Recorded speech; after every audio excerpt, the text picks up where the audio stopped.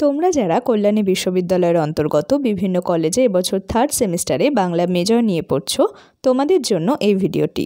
এই ভিডিওতে আমি এখন দেখাবো থার্ড সেমিস্টারের বাংলা মেজর সাজেশন 2025।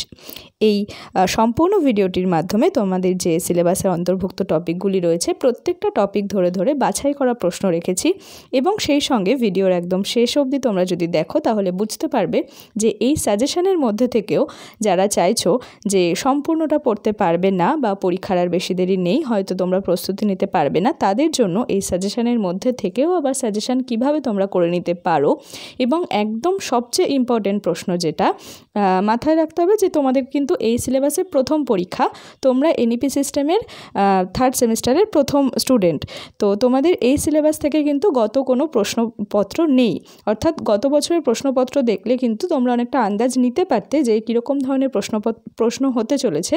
সেটা যেহেতু নেই, সেই জন্য আমরা যারা বহু বছর ধরে এই সিলেবাসগুলোর মধ্যে চর্চায় রয়েছি, আমরা যদি বাছাই করে বলে দিতে পারি যে কোন প্রশ্নগুলো এবছর আসার মতো, সেগুলো কিন্তু তোমাদের জন্য তোমাদের ক্ষেত্রে সেটা কিন্তু অনেক কাজে লাগবে।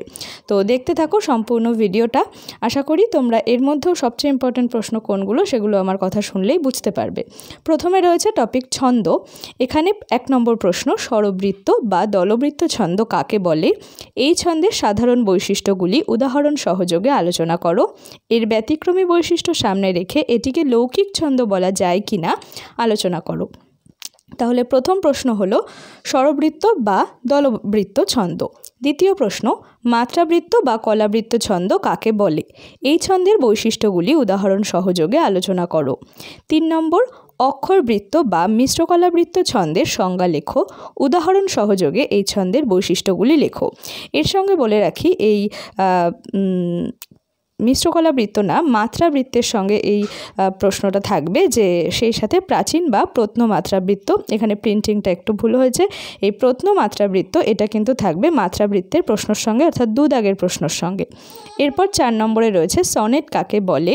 এর নির্মাতাকে শ্রেণীবিভাগ করে উদাহরণ সহ বৈশিষ্ট্য আলোচনা করো। 5 নম্বর প্রশ্ন, অমিত্রাক্ষর ছন্দ কাকে বলে? এর নির্মাতাকে, সাধারণ বৈশিষ্ট্য ও উদাহরণ লেখো। তাহলে এই হলো ছন্দ থেকে তোমাদের প্রধান 5টা প্রশ্ন। এগুলো হচ্ছে মূলত 10 নম্বরের জন্য, কোনো কোনো প্রশ্ন এখান থেকে 5এও আসতে পারে। সেই সঙ্গে যেগুলো 5-এ অথবা 5 নম্বরের প্রশ্নে টিকা আকারে আসতে পারে, 2.5+2.5 বলে দিতে পারে যে 4টে টপিক রেখেছে, যে কোনো 2টো সম্পর্কে টিকা লেখো, সেখানে 2.5+2.5 সেই মতন করে লিখতে হবে, অথবা 2 নম্বরের প্রশ্নের জন্য এই টপিকগুলো থেকে আসে, সেইগুলো রেখেছি 6 দাগে। দেখো টিকা আকারে, পর্ব, অক্ষর বা দল, জ্যোতি, লয়, মাত্রা, পদ, এই হলো 6 দাগের টিকা। এরপর 7 নম্বরে রয়েছে ছন্দলিপি নির্ণয়। এখানে তোমাদের থাকবে কোনো একটা কবিতার থেকে 4টে 6টা বা 8টা লাইন, সেই সম্পূর্ণ লাইনটাকে তোমাদেরকে ছন্দলিপি হিসেবে নির্ণয় করতে হবে।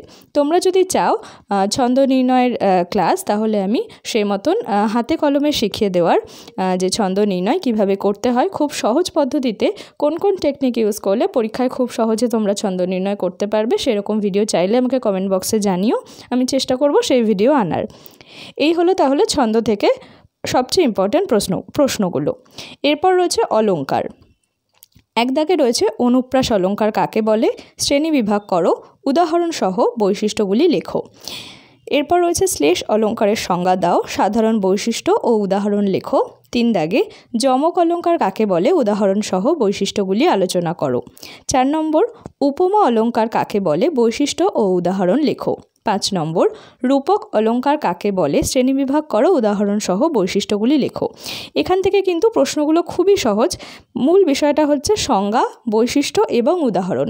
প্রত্যেকটা অলংকার থেকে আমি প্রত্যেকটা অলংকার রাখিনি, যেগুলো সবচেয়ে ইম্পর্টেন্ট এই শব্দালংকার এবং অর্থালংকারের মধ্যে, সেগুলোই কিন্তু সাজেশনে রেখেছি। তোমরা সিলেবাসের সঙ্গে যদি মিলিয়ে দেখো তাহলে বুঝতে পারবে প্রত্যেকটা অলংকারই যে ধরে ধরে সংজ্ঞা, বৈশিষ্ট্য, উদাহরণ পড়তে হবে, অন্তত সাজেশন হিসেবে যারা পড়তে চাইছো তাদের জন্য পড়তে হবে না। 6 দাগে রয়েছে উৎপ্রেক্ষা অলংকারের সংজ্ঞা দাও, উদাহরণ সহ বৈশিষ্ট্যগুলি আলোচনা করো। 7 দাগে অলংকার নির্ণয়। ঠিক একই রকমভাবে ছন্দ নির্ণয় যেমন কবিতার একটা অংশ থাকবে, অলংকারেও তাই। কিংবা অলঙ্কারে একটা করে লাইন দেওয়া থাকবে, সেটা কোন অলঙ্কার তোমাদের চিহ্নিত করতে হবে। এরপর রয়েছে কাব্য জিজ্ঞাসা অতুল চন্দ্র গুপ্ত। এই কাব্য জিজ্ঞাসার মধ্যে থেকে মূলত দুটো টপিক তোমাদের রয়েছে, ধ্বনি ও রস। তো 1 দাগের প্রশ্নে রয়েছে ধ্বনি কাকে বলে।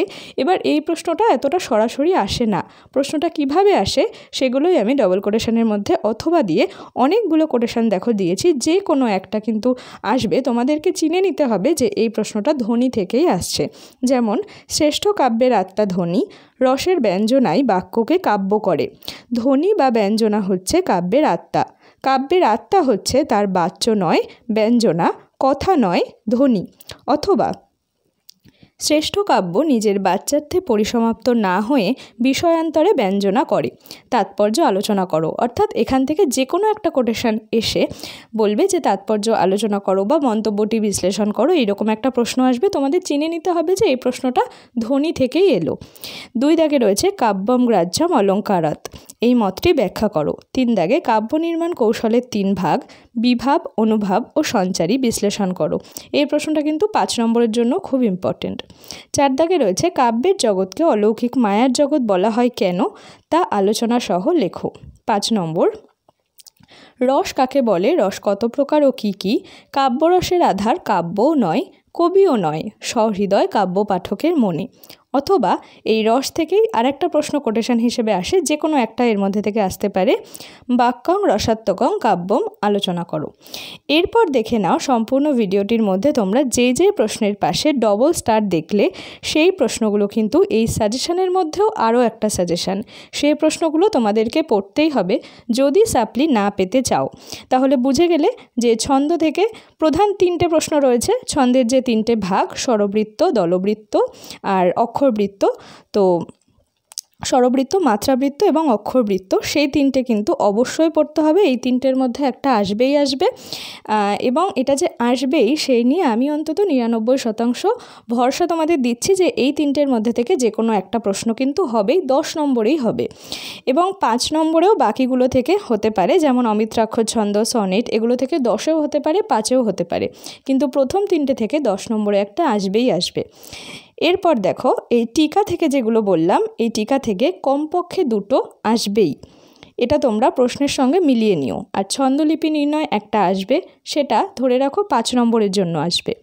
অলঙ্কারের ক্ষেত্রেও শব্দালঙ্কার এবং অর্থালঙ্কারের থেকে যে কোনো একটা আসবেই। উপমা, রূপক, এই দুটো কিন্তু ভীষণ ইম্পর্টেন্ট। এছাড়া অলঙ্কার নির্ণয়ও আসবে, লাইন তুলে সেটাকে নির্ণয় করতে বলবে, সেটা 2 নম্বরেও আসতে পারে। আর ধ্বনি আর রস, এই কাব্য জিজ্ঞাসার যে টপিকটা, সেখান থেকে 2টো প্রশ্ন ভীষণ ইম্পর্টেন্ট। একটা হচ্ছে 1 দাগের প্রশ্ন আর একটা হচ্ছে একেবারে 5 দাগের প্রশ্ন। তো এই প্রশ্নগুলো কিন্তু অবশ্যই পড়তে হবে যদি চাও সাপ্লি না পেতে, যদি চাও ভালোভাবে 3rd সেমিস্টারটা কমপ্লিট হোক, তাহলে কিন্তু এই ডবল স্টার দেওয়া প্রশ্নগুলো তোমাদেরকে ভালোভাবে প্রস্তুতি নিয়ে যেতেই হবে। কী ধরনের ভিডিও এরপর চাইছো সেটা আমাকে অবশ্যই কমেন্ট বক্সে জানিও। আজকের মতো এ পর্যন্তই।